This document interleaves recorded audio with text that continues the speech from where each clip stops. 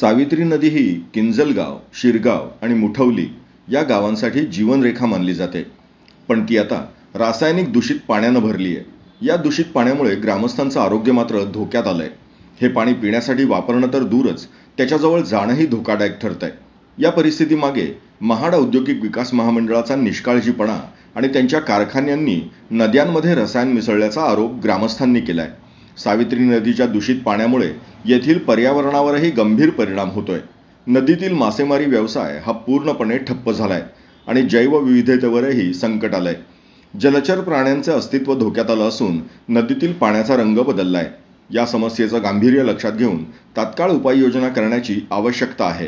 अन्यथा या दूषित पाण्यामुळे येथील संपूर्ण गावांचं आरोग्य, अर्थव्यवस्था आणि पर्यावरण यावर विपरीत परिणाम होणार आहे. स्थानिक नागरिकांनी सरकारकडे आणि संबंधित विभागांकडे या समस्येवर तातडीनं लक्ष देण्याची विनंती केली आहे.